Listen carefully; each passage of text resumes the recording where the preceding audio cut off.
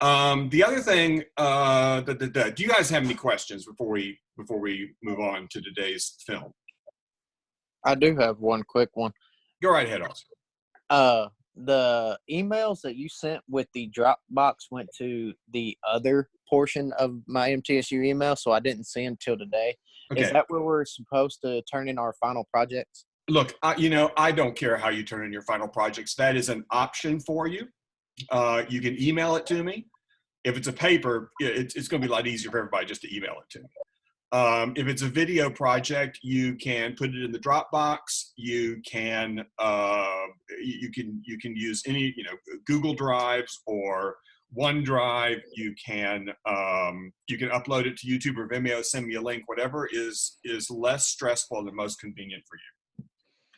All right, just double checking on that. Appreciate it. Yeah, I just know a lot of people had tried to use the Dropbox, and I found out the other day that surprise, operator error. I had set the boxes up in a way that makes it harder to use them.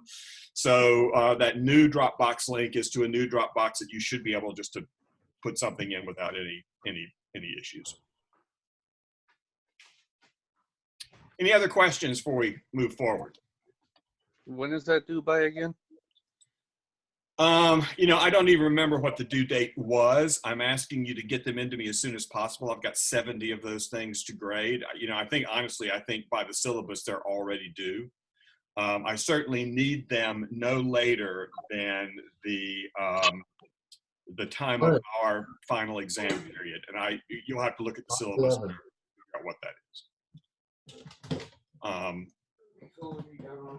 But you're going to have to give me time to. Okay, we got that. You're going to have to give me some time to grade them. So, get them to me when you can. Okay, but no later than the final exam period. I also need to, your final exam. I can't remember. I don't have the syllabus in front of me. I'm sure it's due in either this class session or the next session. So I'm going to try to get that into D2L in the next day or so. Any other questions? Have you sent out the final exam? No, I haven't. It'll be on D2L. That's what I'm saying. I'll get it up the next day or so. I do have an unrelated question Okay. about the film that I actually saw. Cool. I did. Fine. So one of the films that I chose to watch was The Kid, Charlie Chaplin's The Kid. Nice. Okay. And I read online after doing some research that the little boy, Jackie Coogan, yes. Jackie Coogan, that during the years of 1923 and 24, he was making $22,000 a week.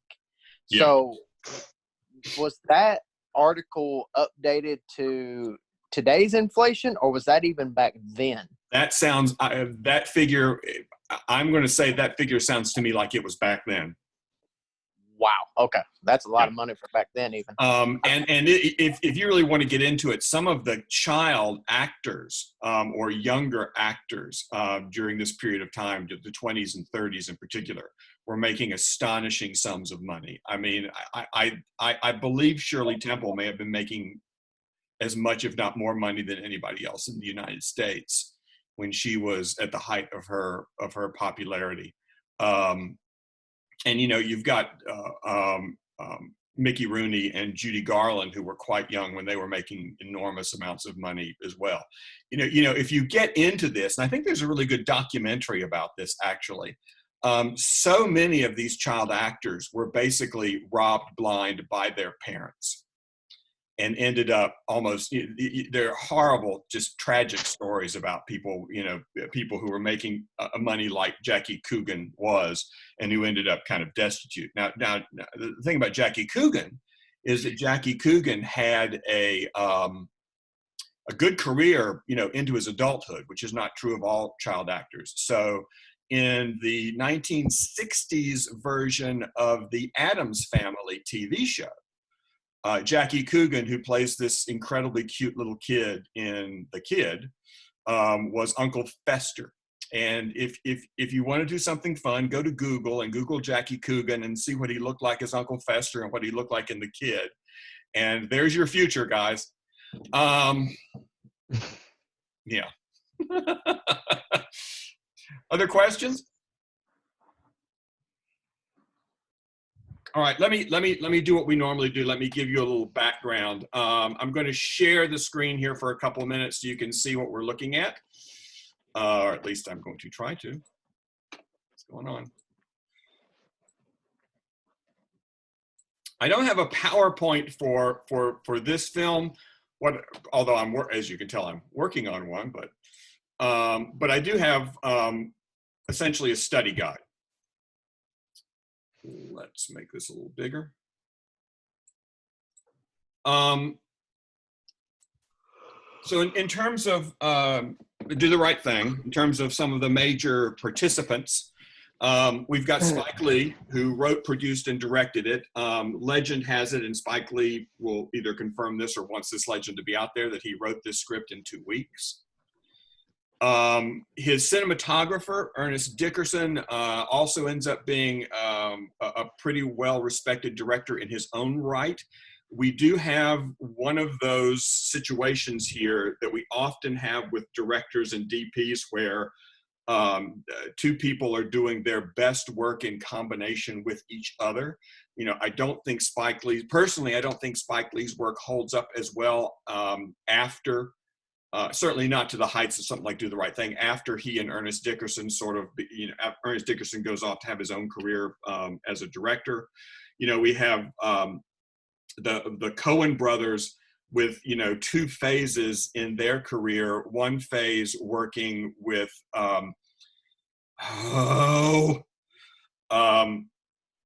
somebody help me, who directed Men in Black?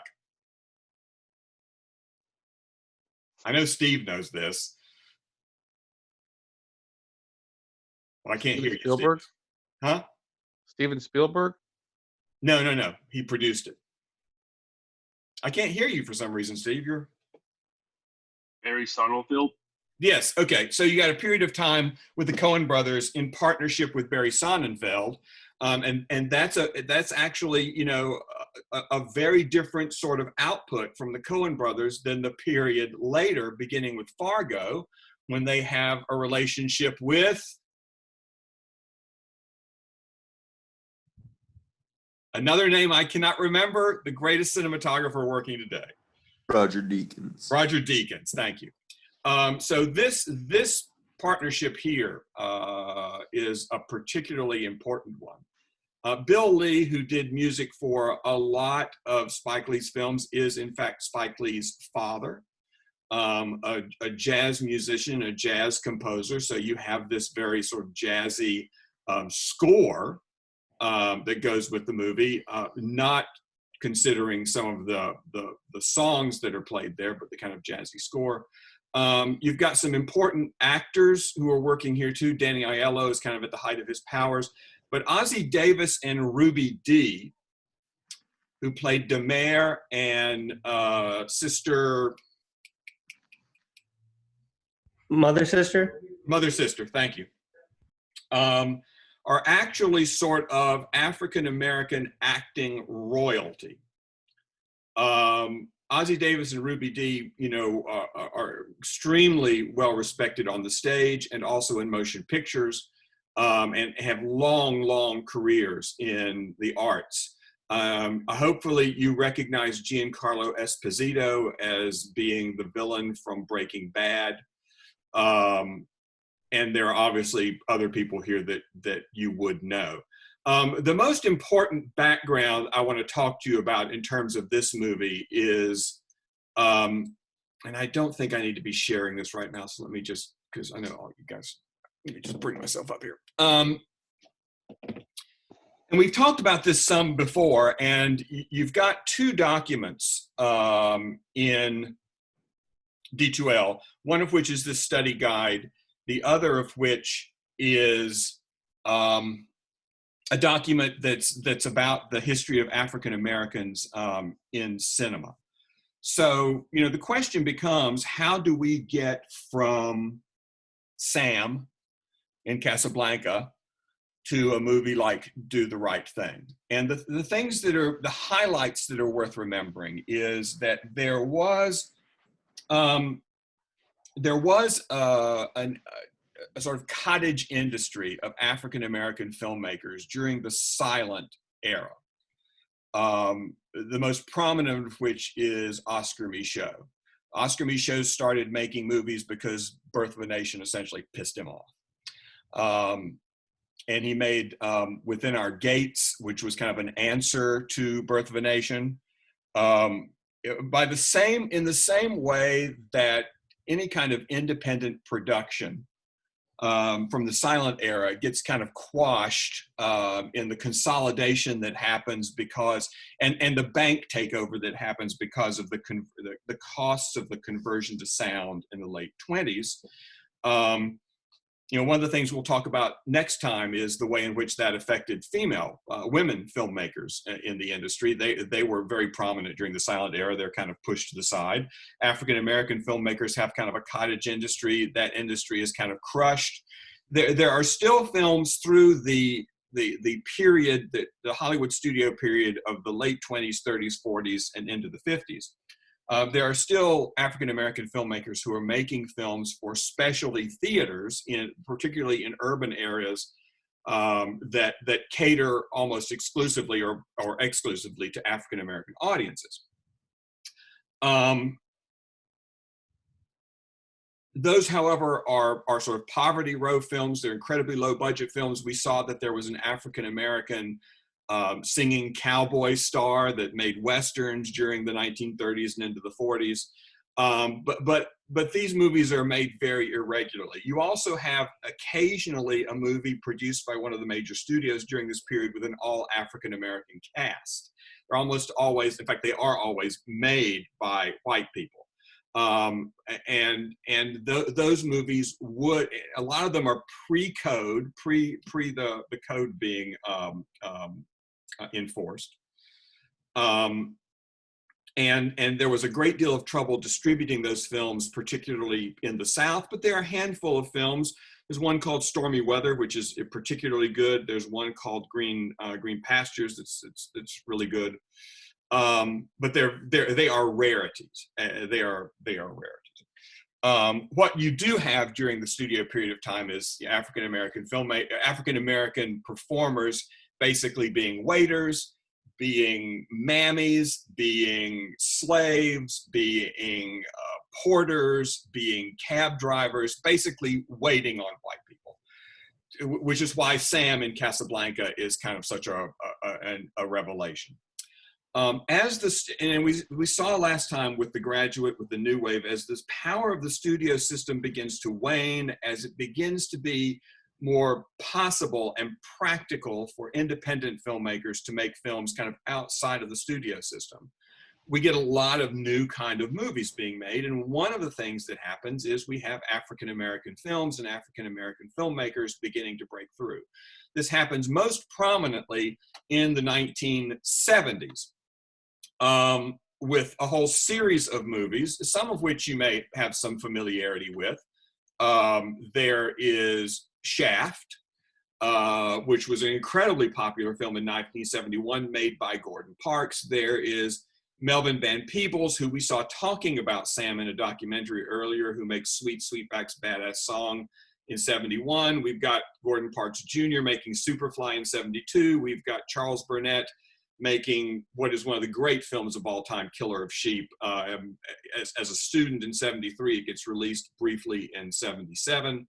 And these are the filmmakers that are sort of at the forefront of creating a new African-American cinema that is not only for African-American audiences, but also breaks through to a wider, a wider mass audience as well, and leads to what is often referred to as the blaxploitation period, in which there are lots of sort of genre exploitation films with African-American casts and African-American filmmakers.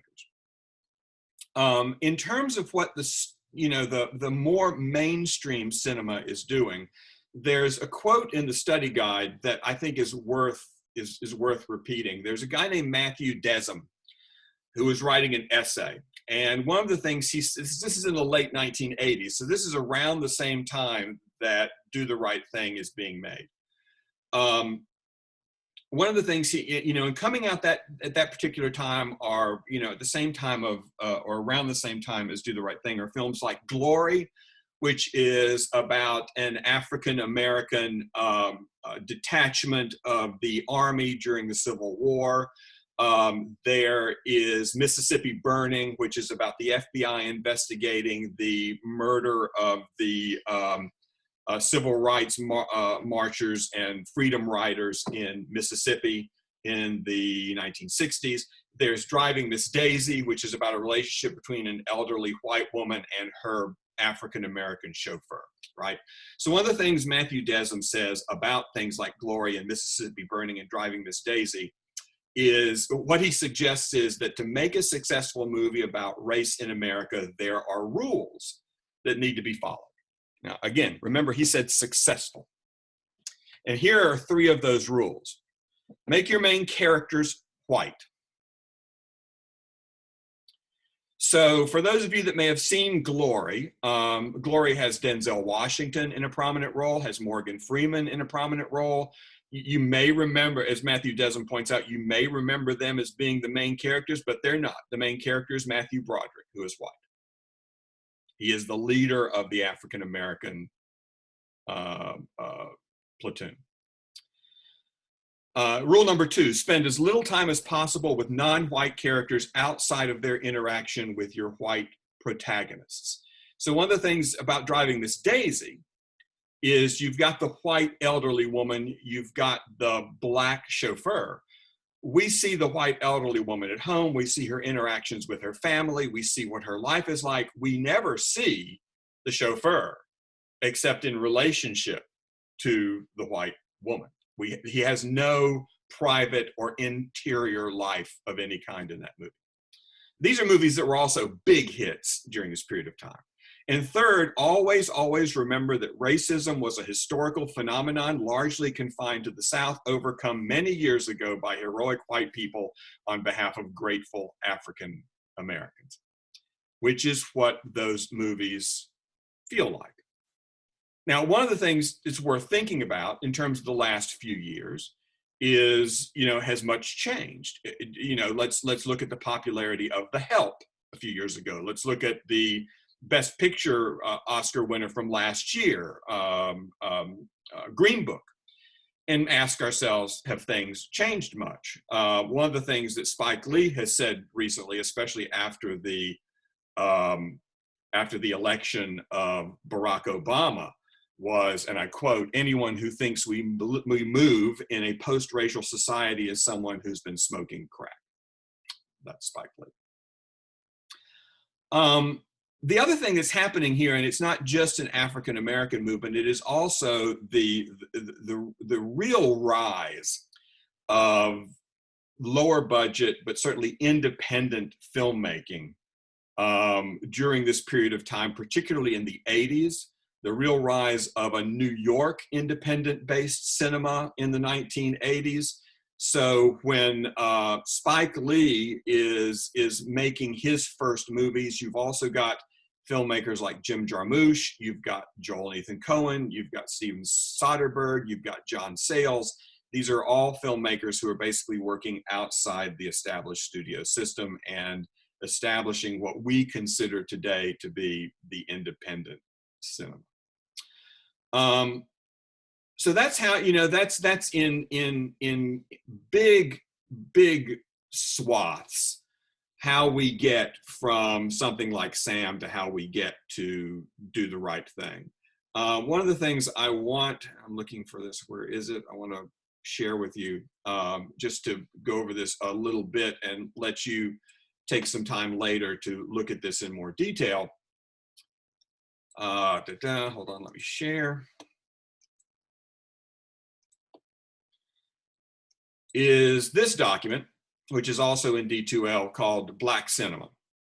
And what it is a series of clips that, if you go through them, will give you some idea of kind of the development, not necessarily of African-American filmmakers, but of African American performers in particular. Throughout this period of time we've been talking about, you can kind of see the development. There are a few of these things I've noted in particular that I want you to watch, one of which is a short little piece done by Turner Classic Movies called The Black Experience in Cinema. We go back to silent cinema. We've got a clip of, which we've all seen already, of Birth of a Nation, the South Carolina legislature scene in which the duly elected legislators of South Carolina post the Civil War are drinking whiskey and eating fried chicken and taking their shoes off and putting their feet up on their desks and all these kind of horrible things. There is a documentary that I can't recommend highly enough. You know, it's a little dated now, but it's called Midnight Ramble, which is about these pioneering African-American filmmakers like Oscar Micheaux. I've got 2 or 3 clips in here about Oscar Micheaux I think you should watch. We get into the sort of Hollywood studio system sound era, and we've got a lot of different sort of visions, you know, of where you could kind of fit in an African-American performer. That you've got characters like Stepin Fetchit, who are playing these broad comedic stereotypes. You've got Bill Robinson, known as Bojangles, who, you know, is in a lot of movies with Shirley Temple, who was one of the little sort of child actors, popular child actors of the time, you know, doing his tap dance numbers. You've got Butterfly McLean and Hattie McDaniel and the kind of stereotypes that they're playing in Gone with the Wind. One of the things we have mentioned already, and it's in your textbook, is this strategy that some of the studios had, particularly in making musicals or movies that have lots of performance pieces in them, of basically shooting them in such a way that the African-American performers in those movies, who were quite popular, you know, during this period of time, are kind of segregated out. So that their scenes can easily be just kind of clipped out of a movie, and the movie still makes sense and move forward, particularly in the South. So there's a great example here from 1941, Sun Valley Serenade, which has the Glenn Miller Orchestra, the most popular white sort of big band performers of the 1940s. And there's this basically a scene where they're doing their one of their signature numbers called Chattanooga Choo Choo, and the camera pans over, and over in this other sort of space are Dorothy Dandridge and the Nicholas Brothers. You know, these incredible performers. If you've never seen the Nicholas Brothers, you've got to click on one of these Nicholas Brothers performances. And they do a whole part of Chattanooga Choo Choo, and then you pan back, and the white Glenn Miller Orchestra finishes up. And it's obvious, you can see very easily that in that pan, you could just take a pair of scissors and you cut the black people out of this movie. If you're a theater owner in Nashville, Tennessee in 1941, and your audience doesn't want to see a bunch of black people dancing on the screen, a pair of scissors and a piece of tape, and you're done. Right. The other things that you would often see African Americans in during this period of time are something that are often referred to as soundies. And soundies are essentially music videos. And since black artists during this period of time, particularly in terms of the musical genre, the dance, were extremely popular, there would often be these short subjects. And we talked about, you'd go to a movie, you'd see a whole program with a whole bunch of short subjects and 1 or 2 features. Some of those short subjects might be these soundies, and some of these soundies might feature Duke Ellington. They might feature Dorothy Dandridge. They might feature African-American performers. Again, almost always segregated off from any white performers. So you can take a look at some of those if you want to. A couple of clips here also of some of these films we talked about with all African-American casts, Stormy Weather being a really good example of that. One of the things that I think is interesting about the period after World War II, there's an entity of the United States government, and I don't see any reason why you have to just sit here staring at a piece of paper. There's an entity of the United States government that is essentially tasked or tasks themselves with the idea of helping the society sort of integrate African Americans back into society after World War II. So a couple of things happened during World War II. One is that a lot of African Americans go overseas, have positions of responsibility in the Army, even though the Army, the Navy, the military services are segregated. And the other thing that happens is when a lot of the white young men are sent off to war, African Americans and women have to move into the positions to sort of fulfill their jobs.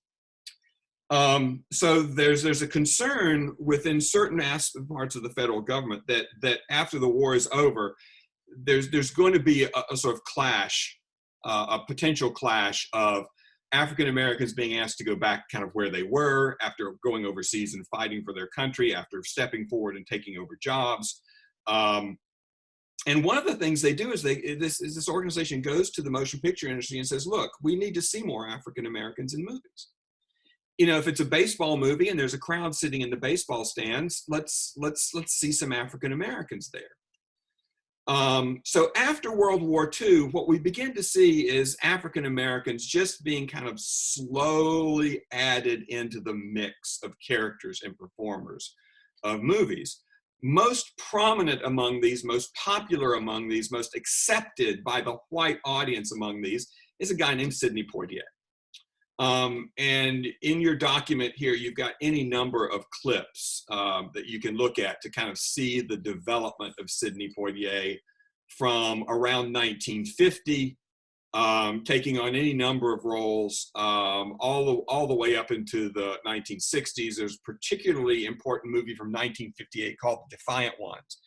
It's about two prison escapees, one of which is African-American, Sidney Poitier, and one of which is a white racist played by Tony Curtis. They escape from prison, but they are shackled together. So I think the metaphor there is relatively obvious. The movies also, mainstream movies start dealing with the issue of racism by the time we get into the 1950s and into the 1960s. So that by the time we get to 1967, you may recall, the year of The Graduate, 2 of the 5 motion pictures that are nominated for Best Picture star, or at least feature prominently, an African-American character, and that African-American character in both instances is played by Sidney Poitier. Guess Who's Coming to Dinner is about the reaction of both a white family and an African-American family to an interracial relationship. In the Heat of the Night is about an African-American detective who is kind of pulled into a murder mystery in a deep southern town and has to sort of interact with a racist sheriff played by Rod Steiger from On the Waterfront. By the time we get into the 70s, we've talked about, we have African-American filmmakers, the rise of an African-American cinema with things like Sweet Sweetback and Shaft and Superfly and Killer of Sheep.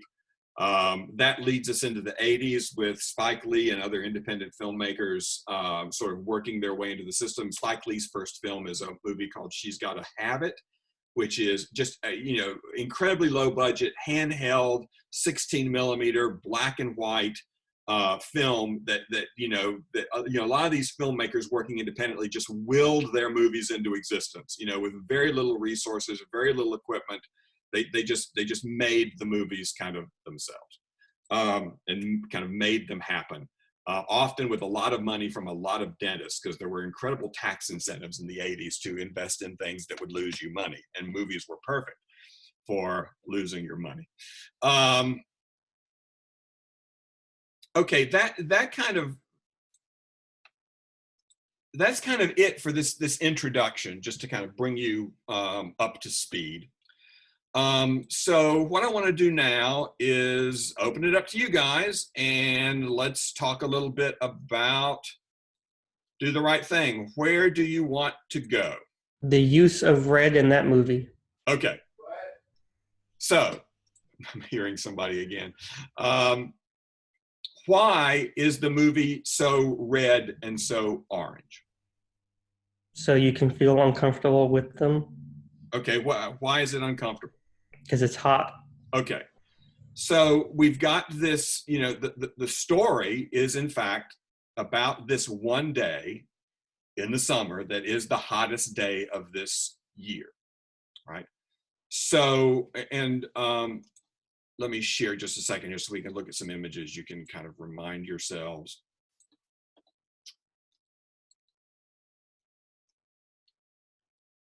Let's make these a little bigger.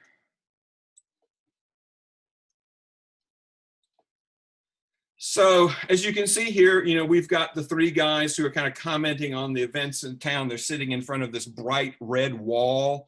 We've got all of this orange light that's coming through. Why is this color and why is this sense of heat important to this story? It sort of adds a little bit of extra visual tension, I guess. Okay. So not only that you can feel the heat, but I didn't think that all the way through. No. You can see it. Yeah. Right? So, a lot of this movie, you may notice a lot of different lens choices. And one of the things that happens to this movie, if you kind of chart it out, is you can see that the first part of the movie has a lot of wider lenses and the last part of the movie has a lot more telephoto lenses, and it gets more and more sort of claustrophobic in that way. But the other thing that the telephoto lenses allow for, Dickerson would take little cans of sterno, those little things you put under at a wedding or at a banquet, these little things with fire you put underneath the serving dishes to keep the dishes warm. They would place those right below and in front of the lens. And what you would get in some of these shots are these kind of waves of heat going past the lens, right? So in addition to go, and we've talked about psychological color, I think, in this, the most simple approach to psychological color being that things that are red and orange feel warm. They feel hot. They feel warm passionately, and they also just feel a warm of temperature. And things that are blue feel cooler, right? There's very little blue feeling in this movie. We are not allowed to forget how hot it is, because it's an important element to why the characters act the way they act in the movie. It is an instigating event, and we are never allowed to forget how hot it is. Let me ask you this. Let me take this off for a second. Can you think of other examples in which or other ways in which heat is sort of emphasized in the movie? We've talked about sterno cans, heat waves. We've talked about the colors of red and orange. Can we think of anything else they're doing?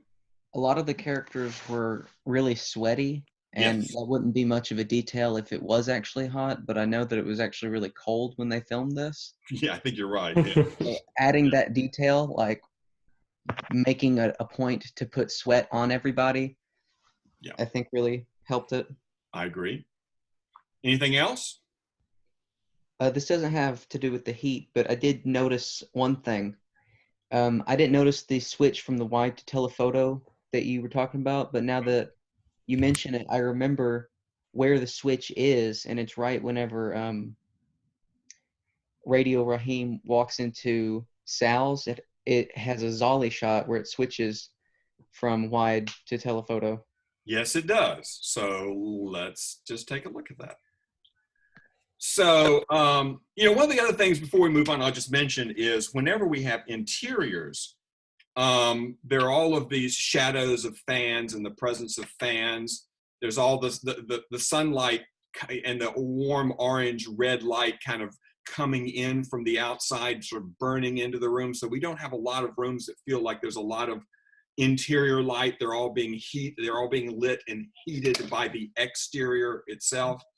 But you're absolutely right Let me see where we can find this. So there's, and here's some images of it that you can see when Radio Raheem comes into the pizza parlor. Let's look at this clip real quick.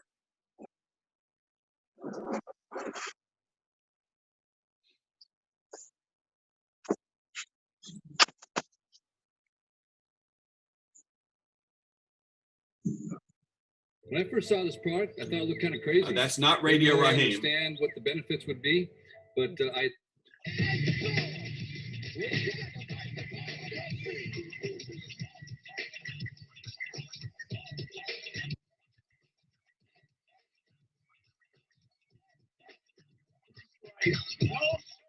You turn that shit off. Turn it off. I can't even hear myself speak. You understand me? You understand my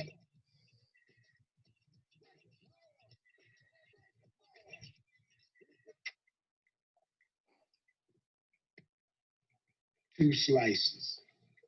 You come into Sal's, there's no music. No rap, no music, no music, no music. Kabish?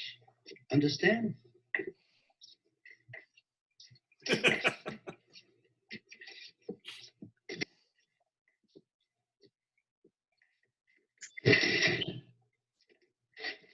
Yo, put some extra mozzarella on that motherfucker and shit.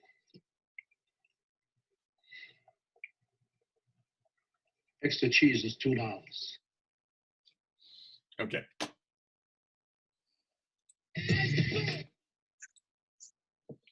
So hopefully you notice that now, this is not a consistent thing. It's not like the first half of the movie is all wide, the second half of the movie is all telephoto. It's just a tendency in the film as it goes along. But you definitely, hopefully you're noticing at this point that as he comes in the door, that we do have a dolly zoom that goes from wide to telephoto and kind of makes the outside feel like it's coming in or closing in on this space. One of the things I'd like to ask is, what else do you notice from a technical standpoint? What else do you notice in that scene? All the Dutch angles. Wait, say it again. You broke up, Evan. The Dutch angles. Dutch angles. Okay, so what's a Dutch angle? It's when the camera's Canted or tilted. frame. Okay. Very difficult to describe because tilt means something else in movies, right? Oh. So it's kind of, it leans on its side, right? Yeah. What's the Canted point? frame. What's the point? Why? To add an extra sense of unease. Okay. So it literally throws the world off balance, right? Okay, so we've got this, what becomes a confrontation, right, between Radio Raheem and Sal, largely over his music, right? What else do we notice in terms of the technical aspects of that scene?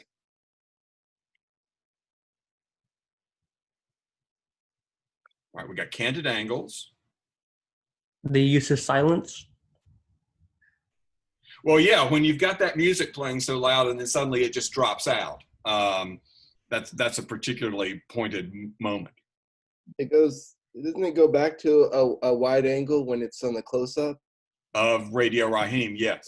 Because it stretches its face out. Yeah, and also, we have an instinctive understanding that, when we see something in a wide angle lens, it feels closer, right? So although Danny Aiello's, Sal seems to be in kind of a normal, relatively normal lens, there's a threatening element to Radio Raheem being so close to us, being in a closer shot, feeling closer because of the wide angle. What else technical? There's a big one here.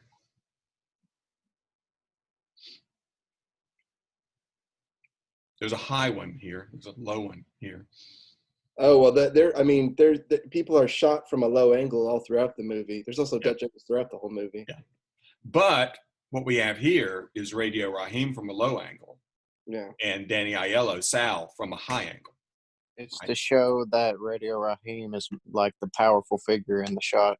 Yes, and threatening. Now, here's something that guys your age, may not know, and that is that Spike Lee is also playing here with a particular stereotype of the time, and that stereotype of the time is the sort of is the idea, kind of in white society, of the threatening urban black man with a boombox, who basically comes into your, invades your private space with his music, right? This is kind of a prominent stereotype of the time. And one of the things that Spike Lee and Ernest Dickerson are doing is they are emphasizing that sense of this threatening, urban, large black man with a boombox in the way they shoot this, right? In the way he seems so visually threatening, in the way he's above Sal, in the way he's looking down at Sal, in the way the world is kind of turned sideways in the really, really sort of pumped up levels of the music. But throughout the movie, he's also playing with the idea that, well, this is a guy that's sometimes very gentle. This is a guy who's got a philosophy of life. This is a guy who has friends and who thinks, right? And I don't think it's any kind of coincidence that what Spike Lee does is takes this stereotype and continues to not necessarily soften it, but humanize it as we go until it becomes that character and that human being who is strangled to death by the police at the end. Professor Bowen, Yes. Dylan here. I think that's a key thing, because when you look at stereotypes, especially when you look at the film, especially that one scene where everybody's like speaking their very vulgar tendencies or ideas towards their stereotypes and how they feel. Right. You look at a stereotype and it's one dimensional. So when he takes this stereotype of the black man and adds layers to it, it almost gives you this second thought of like, okay, this is how I view people, but have I ever thought that there's more to them than how I view them or what I assume they are? And it's just interesting to think about, especially when you see that scene. Maybe there are other stereotypes that aren't being fleshed out and aren't allowed to be human. And it's just a bad habit that I think people have. And I think it's just interesting to put into this film. That's all. Yeah. I think to your point, Roger Ebert, the very well-known film critic, I'm trying to find his quote right now, had a very interesting quote about Do the Right Thing, and it was, Spike Lee had done an almost impossible thing. He'd made a movie about race in America that empathized with all the participants. Right? Yeah. So we have got stereotypes that are then sort of de-stereotype. We've got archetypes in the film, but there's this emphasis throughout the film of and this goes also to your point, Dylan. There's this emphasis in the film of at least getting a sense of everyone's perspective. Right? Doesn't necessarily excuse it, doesn't necessarily say it's okay, but it does. There is the very important scene that you mentioned, Dylan, in which we get inside everybody's head and everybody kind of lets loose with all of their, and everyone's got them in the movie, with these racist tendencies. Let's talk about that scene. I don't know, do we need... I would bounce off that to kind of like counterpoint it, to complement it rather.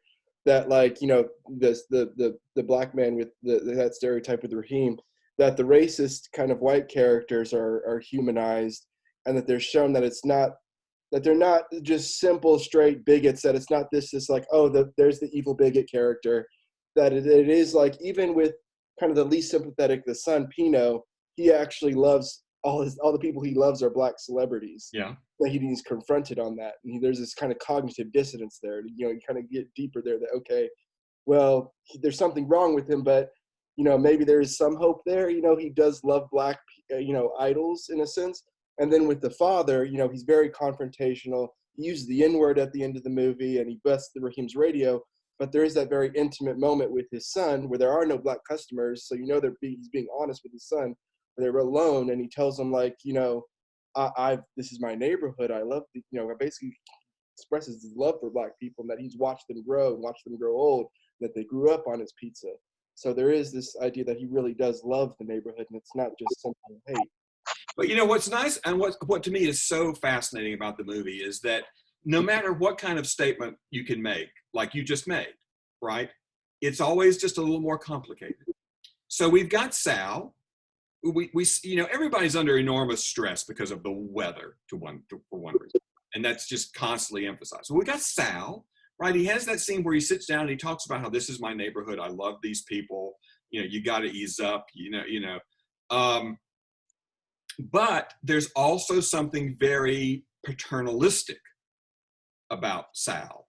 Sal kind of acts like he's the father figure. It's still his kingdom. It's still his place. He still tells everyone what they can and can't do. He still decides what goes up on the wall. And there's also the very complicated kind of relationship that we see. We don't know what it is exactly, but that we see between Sal and Mookie's sister, right? Which also begins to feed into kind of a stereotype of, even if we want to go back far enough, the white slave master who has the girlfriend, you know, or the mistress who is the slave, right? In this case, there seems to be something slightly off with how much he likes Mookie's sister, and slightly inappropriate to some extent about how much, and characters even react to this. Well, so even when we kind of start to drill down and think, okay, I've nailed this character and what the filmmaker wants me to think about this character, it's always a little more even in that scene that I was talking about, there's a little sense of irony when he tells his son, I don't know where you got all this anger from. And it's like, the entire movie he's yelling at everyone. You know, so it's like, you know, where did he get it from? You know, kind of very obvious where he got it from. So yeah, I'd absolutely agree. Just how Italians operate. Hold on to that thought, because I do want to get back to that. Before we get back to that, I do want to go back to the famous scene, possibly the most famous scene from the movie, which is the scene in which all the characters express their racist opinions. And let me back up again. What do you notice about that scene in terms of the way it's presented, technically, dramatically, whatever? Well, it starts wide and then comes in on them. Okay, so we've got this kind of handheld, right? Sort of move towards them, kind of sweeps in towards them. It's not a beautiful sort of dolly move. It's not like here you go. All right, we're going to move you towards Humphrey Bogart, and he's going to blow some smoke, and we're going to go to his head. It's an assault, right? It's a bam, and that person's yelling their ideas and their thoughts. That person is angry, and that person is spitting. What else is that person doing? Those people in that scene. They're speaking directly to the camera. Yes. Do we know what that's called? Breaking the fourth wall. Yes. Why is it called breaking the fourth wall? Anybody know? Because the audience. Go ahead, Dominique. You don't get to talk enough.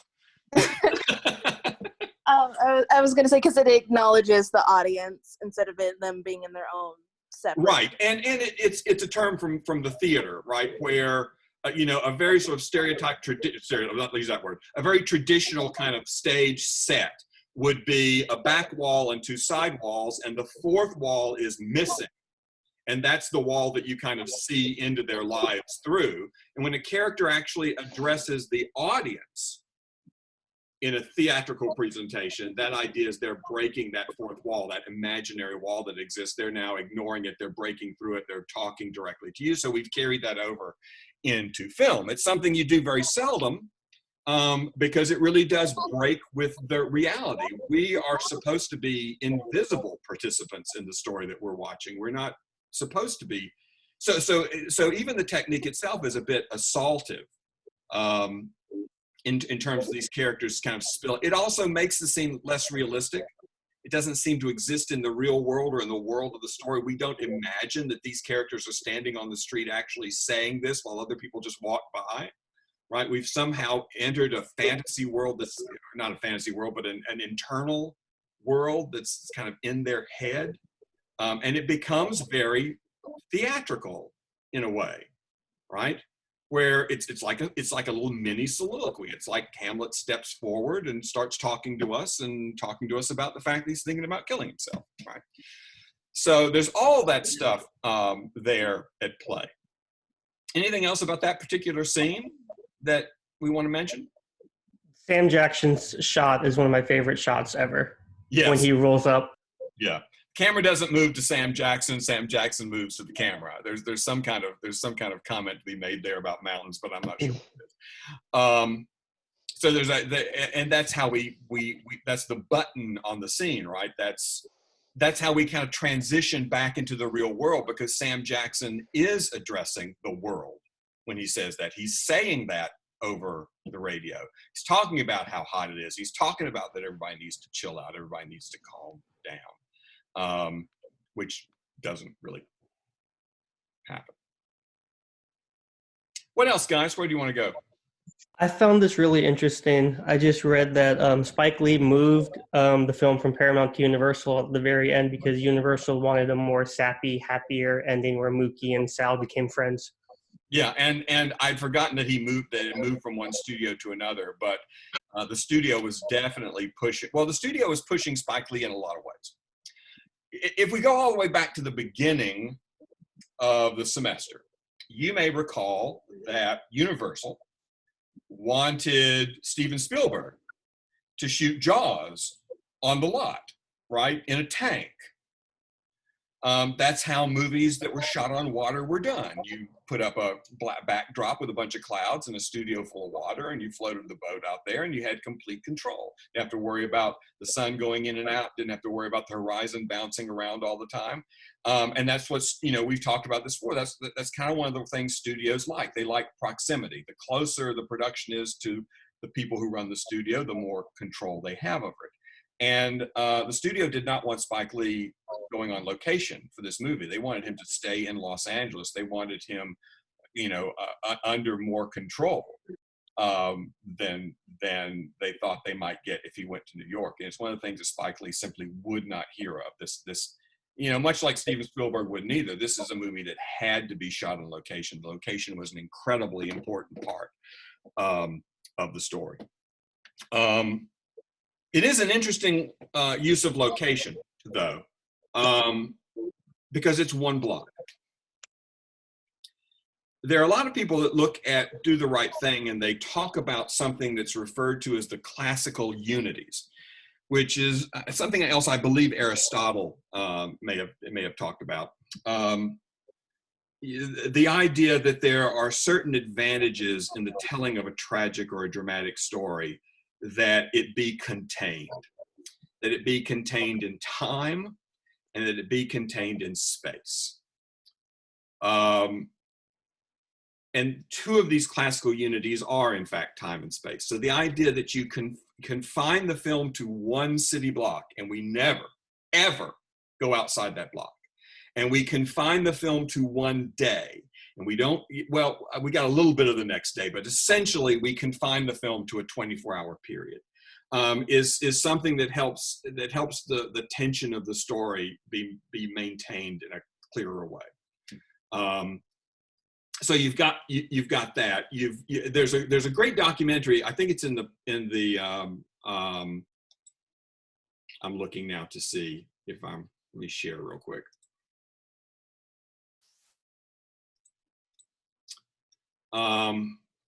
There's a great documentary, Making Do the Right Thing, here at the bottom of the study guide, that is a documentary about making a movie made by Spike Lee and some other filmmakers. And a lot of this is about the way in which this production came into this neighborhood and kind of integrated, maybe a bad word to use here, but involved the neighborhood in the making of the film, and the way in which the film sort of did things for the neighborhood in return for being able to use the neighborhood, and the way in which the life of the neighborhood just kind of seeps into the movie in a way that if this was shot on a backlot at Universal or Paramount, it certainly would not have happened. So that's a documentary that some of you may find interesting. All right, guys, what else? Wardrobe. What about it? How it, I guess, enforces racial loyalties and stereotypes. Okay, elaborate.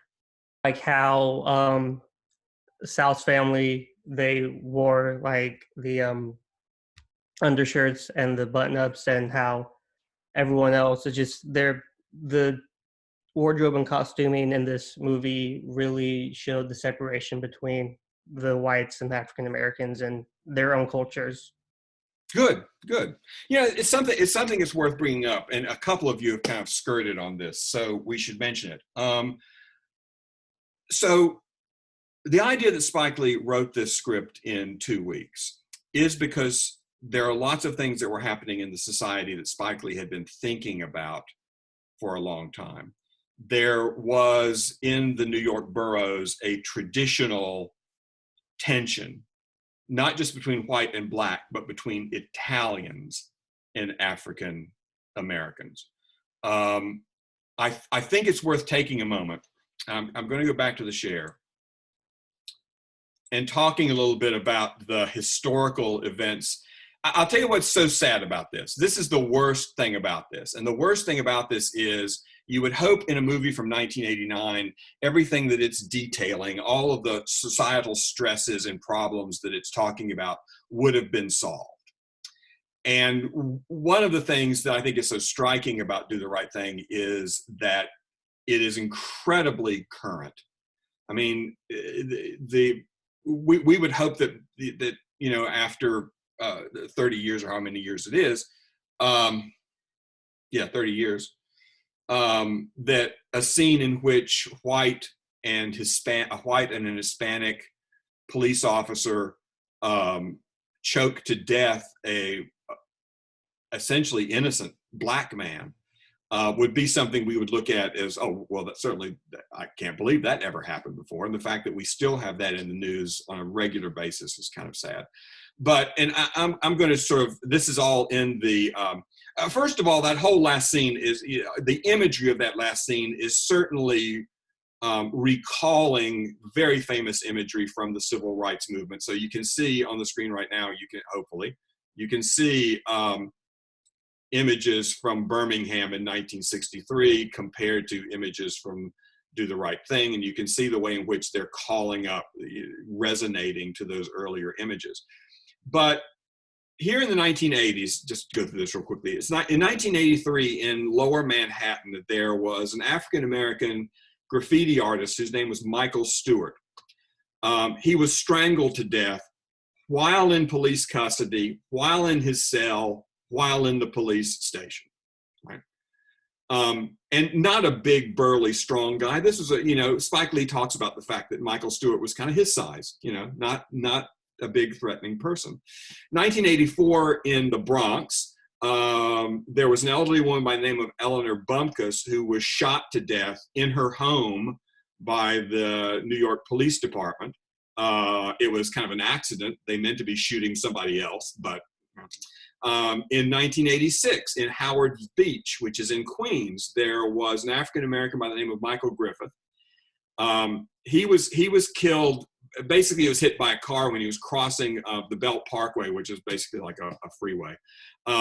He was being chased by a gang of Italian-American teenagers, many of them with baseball bats. The image of the Sal with the baseball bat is something that would have had enormous resonance and importance to particularly an African-American audience in 1989. These guys had basically just gone into a pizzeria to ask directions, and the racial tension between black people walking into an Italian restaurant just skyrocketed immediately and turned into violence, and this guy was killed while being chased by a bunch of people who wanted to beat him up with baseball bats. A year later in 87, in a place called Wappingers Falls in New York, there was a 15-year-old African-American woman by the name of Tawana Brawley. she claimed to have been abducted and raped by 6 white men, some of whom were police officers. This is mentioned in the movie. There's graffiti in the movie that talks about Tawana was telling the truth, or Tawana. Unfortunately, most of the research now suggests that Tawana Brawley may very well have not been telling the truth, but we also know how complicated that issue is and how no one will probably ever really know. The very year this movie was made, in Bensonhurst, there was a 16-year-old African-American by the name of Yusef Hawkins who was shot and killed again after being attacked by a crowd of baseball bat-wielding Italian-Americans. So there's an enormous amount of stress in the society, not only between white and black, but in the New York boroughs between Italians. And there's a lot that's going on in this movie in terms of visuals that really kind of call back to this stuff. When Sal picks up a baseball bat, it is an incredibly charged image and a charged moment in the story. So as Evan points out, the things that are done here to kind of differentiate between these factions and their cultures becomes quite important. And there are lots of things that go on. I mean, just the issue of, whose picture is on the wall of a restaurant that caters to African Americans becomes this kind of important cultural divide. What else about Do the Right Things, guys? Do the Right Thing, guys. By the way, the sun is coming out and going in behind me. It's not. It's turning into a David Lynch movie behind me back here. So going back to like the discussion of the different color temperatures and like how the color red and orange is so prominent, I don't think I can say the same for the Korean shop that is there, the shop that is owned by the 2 Koreans. In there, it's much more. It's almost a lot cooler because of like everything is much more like white and like sort of colors like that, like white and silver, and I think light green as well, which I find really interesting. Yeah, go. I'm sorry, I keep interrupting you. Never mind. That's fine.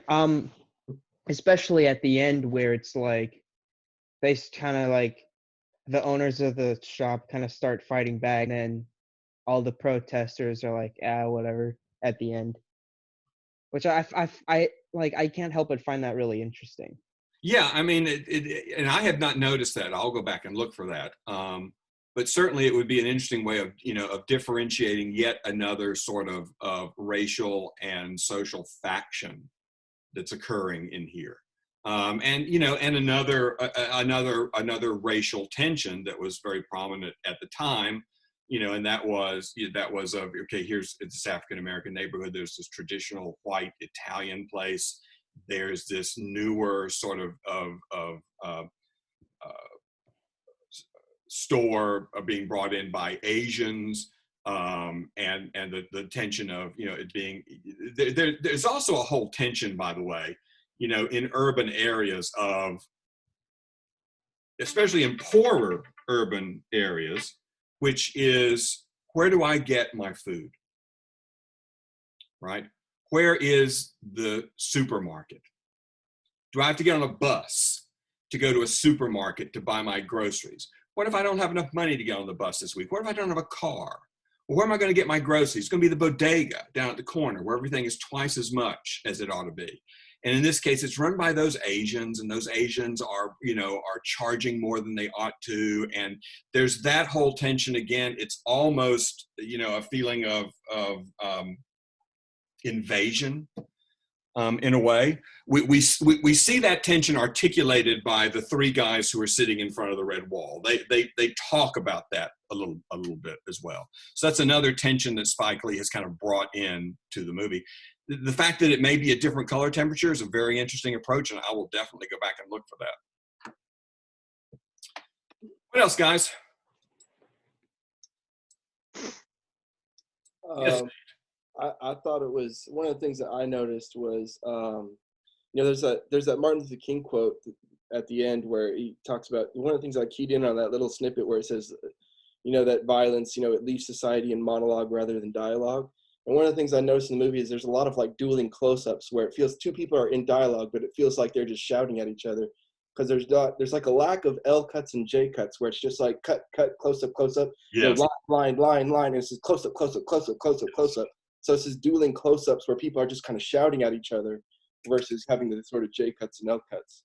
Well, I'm glad you bring that up because, you know, for those of you that have gotten into this, we've talked a little bit about it even in this class, and that is the idea of through the classical Hollywood studio period where, you know, you're basically trying to have a sort of invisible technique where the technique is still influencing you. You know, we even refer to it as classicalism, where the influence is influencing you, but you're not noticing it, right? And one of the things that hides cuts, right, is, you know, I've talked about this before, I think. You've got one shot going up against another shot, right? If you can create bridges across that edit of some kind, that helps smooth out the edit, makes the edit more invisible. And, you know, that something starts in one shot and ends in another, or that something continues across the edit is one of those things that smooths it out. And certainly doing an L cut or a J cut where you cut visually, but you're still kind of hearing the sound from the previous shot, or, you know, you're not cutting between two lines of dialogue, your visual cuts between the dialogue, but you see your audio cuts over here, is a way of smoothing it out. So when you take that out, when you just have dialogue cut, dialogue cut, dialogue cut, dialogue cut, it's very abrasive. It's very confrontational. So that's a really good notice there. Sorry, I'm looking up these quotes that you brought up as well. Thought I had them written down, but. And I guess I'll just continue while you're looking that up. That, yep. You know, the obvious theme is like love and hate. And the movie seems to be suggesting to me that these are perhaps they're opposites, but they're opposites that are two sides of the same coin. You know, that they're connected. Just like when Raheem gives his little speech about love and hate, you know, that they're two arms, but two arms are attached to the same body. One of the things I noticed is that like all the characters in this movie seem to have like love-hate relationships with each other. They're all bickering at each other throughout the whole movie. Yeah.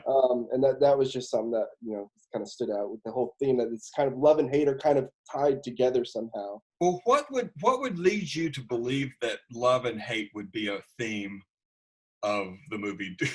I can't even do it with a straight face. Would be a theme of Do the Right Thing. Well, yeah. I mean, it's so much in there, but it's not just love and hate. It's not simple. Kind of like how with the racism, where it's not simple black and white. It is kind of blended together, where it's like, you know, you can't quite tell where the hate ends and the love begins, you know, kind of a thing. I want to come back to that scene as well, the Radio Raheem scene. So someone don't let me forget this. But you do have, of course, and it's a horribly simplified version, so forgive me if I simplify it this way. But you do have in the civil rights movement the sort of two contradictory and opposing ideas, forces that are represented in culture by Martin Luther King on one side and by nonviolent civil disobedience, and by Malcolm X on the other side, saying basically, you know, if we need to take arms to fight, you know, what is in fact violence being perpetrated against us, then we will do it.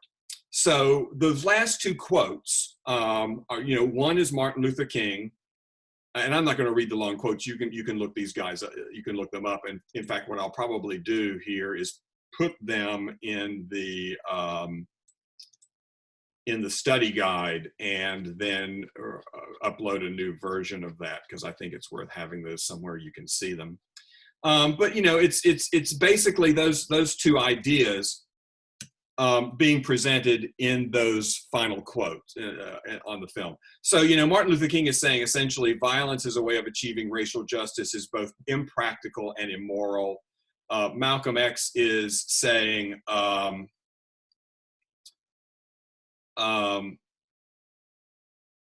I have to preserve the right to do what is necessary to bring an end to that situation. And it doesn't mean that I advocate violence, but at the same time, I am not against using violence in self-defense. I don't even call it violence when it's self-defense. I call it intelligence.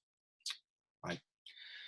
So, and you know, we have that also, you know, in the movie, we had the character whose name escapes me now, who is always sort of trying to sell the postcards, you know, that have this artwork. In fact, Smiley, thank you, who have this The man who has a severe speech impediment is yes, this artwork that he is kind of peddling. Interesting that's a character that Spike Lee did not originally write into the script. That is a character that came out of the audition and the improvisation of the actor who's playing that part. So that's kind of an element that was added in a little later in the process than other things might have been. Let's there are a couple of things. Actually, there's several things. Actually, let me leave it on share for a minute. That I want to mention about the that particular scene with Radio Raheem, which is to some extent perhaps even giving us the theme of the film itself. I want to show you a scene from a movie. Has anybody seen a movie called Night of the Hunter? Fascinating movie, directed by a guy named Charles Lawton, who was an actor. He played the Hunchback of Notre Dame in 1939.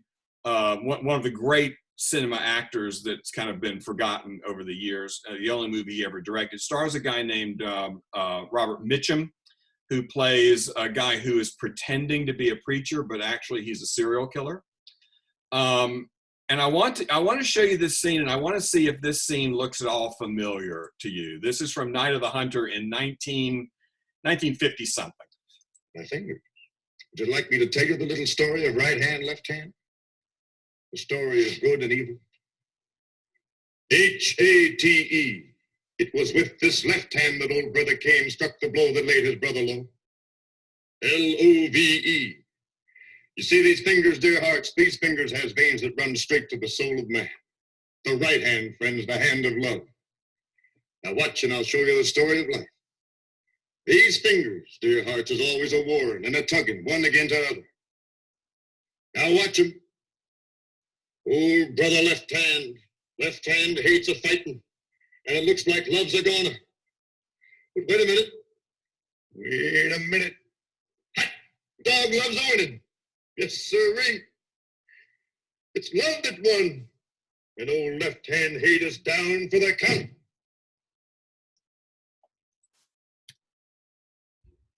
As a left-handed person, I feel like this is prejudice. Yes, I do have the same feeling as well. So this is obviously Spike Lee doing an, if we want to be polite, we'll call it an homage. If we want to be impolite, we'll say stealing a scene from an earlier film. Huh? I'm sorry, Evan? An Easter egg. An Easter egg. There you go. Before we knew what Easter eggs were. But obviously, you know, and Spike Lee does come from a generation of filmmakers, you know, who are kind of film scholars, who, you know, are really knowledgeable of film history. So this is obviously something that really stuck with him. And when he was writing the script, this is something that he felt was really important to kind of recreate in sort of a new context. The other thing I think that's worth mentioning about this this particular scene is it does something very, very odd. Let me play just a little bit of the beginning of, I don't know if this starts early enough or not. Let me see. One of the most popular questions I get is,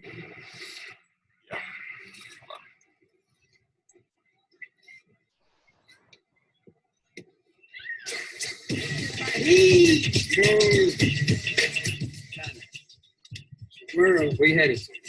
I'm going to get a slice. You going down the south? I got to make some deliveries. I'll check you back there, all right? We're going back. All right. Oh shit! Can we check it out? That's the hype. Who's latest? Let me tell you the story of right hand, left hand. Sing you. Good. Now, there it was. Hold on, I'm trying to get back to unshare. Were you guys seeing that, or was I sharing? What No, I an couldn't see anything. what an idiot! Hold on, let me do it again. Hold on. I find it interesting that he says the story of right hand, left hand. It almost like acknowledges that he didn't entirely come up with it. Oh yeah, yeah. I mean, it does feel like something that he's seen somewhere else. He probably saw the movie. Yeah. Here we go. Watch this.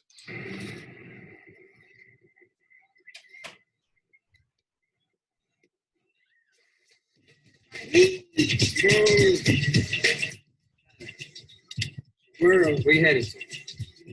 Gotta get a slice. You going down the south? I gotta make some deliveries. I'll check you back there, right? We'll rebound back. All right. Oh shit! Can we check it out? That's the hype. Who's latest? Let me tell you the story of right hand, left hand. Okay, now, did you notice anything odd or different? It kind of goes from like I forgot the name of the shot to like and then it like sort of pans into a POV.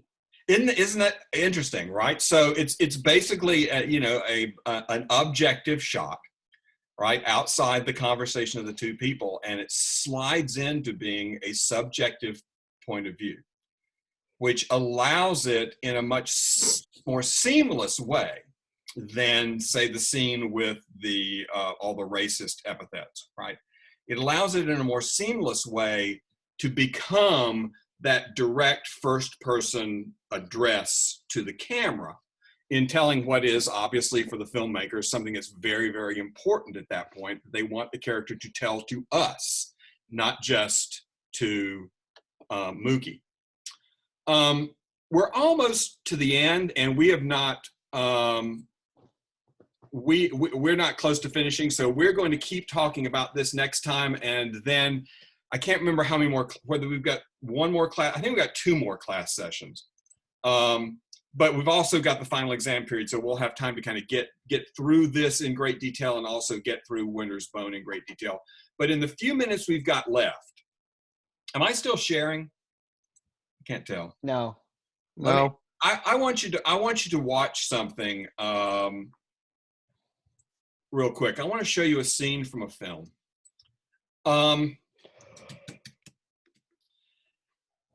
Famously, Barack and Michelle Obama had their first date. On their first date, they went to see Do the Right Thing.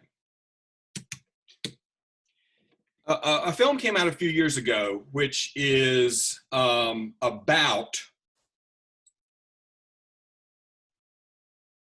let me pause this here.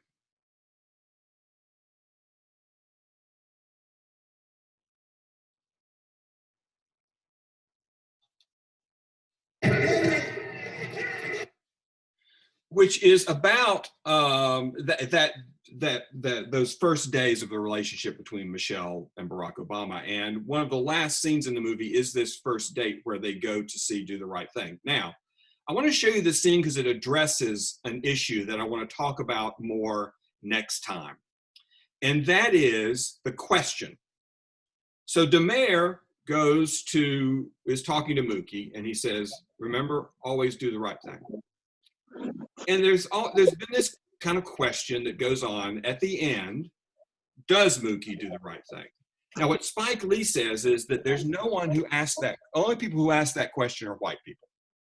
He says no one's ever asked him that question who's not white. The end of this movie kind of deals with that sort of issue. And I want to watch this, then we'll conclude and we'll come back and we'll talk about this in more detail next time. So let's go ahead and watch this.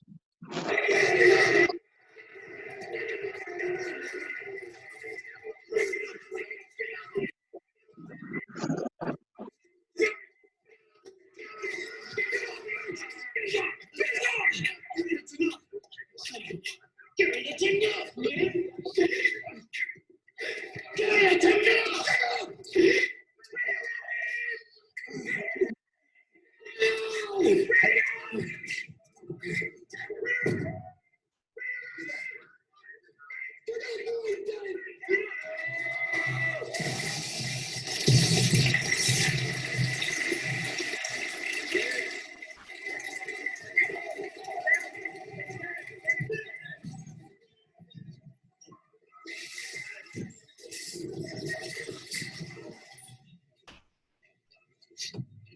the matter? Be careful. I feel a rat coming on. I'm gonna use the restroom. Okay. By the way, the reason he says there, I feel a riot coming on, is that famously, most of the white critics in reviewing this movie, an astonishing number of respectable critics in reviewing this movie, basically said they thought that it was going to cause riots. This is something that's been thrown at African-American filmmakers through the whole history of cinema. The idea that somehow African-American audience are going to be incensed by some movie and they're going to be unable to control their emotion. There's going to be some giant riot. So he's joking about that in that particular moment.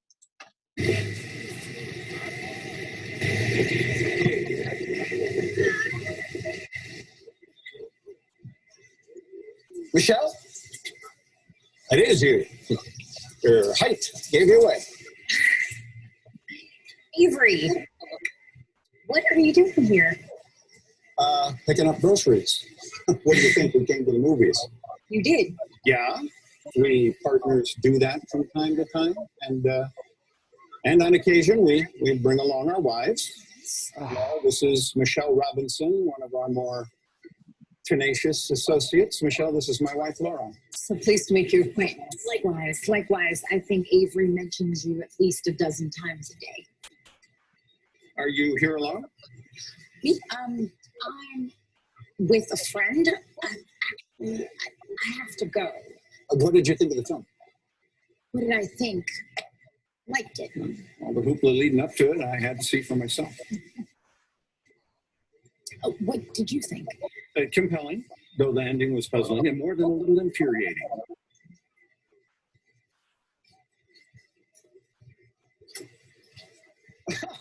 Barack! Wow! Having a Sidley Austin reunion. We just came from a community meeting that we attended as colleagues and friends and just thought it might be a good idea to stop and see the movie since it's something everybody was talking about.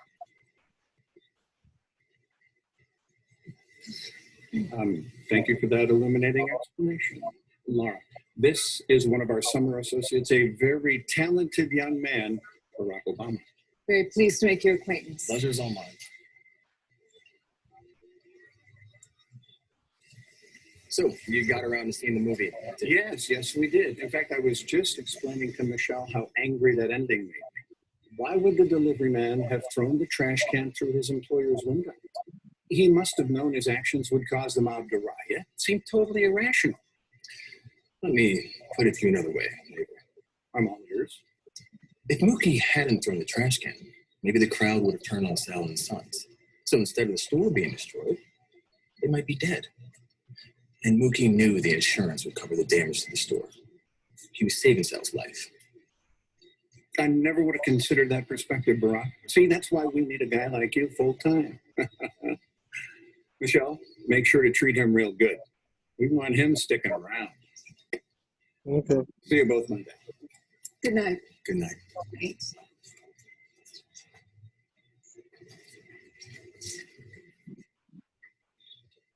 None said that to make Avery feel better.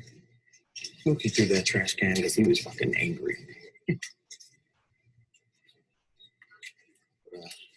Coincidence seeing him here. It's really wild.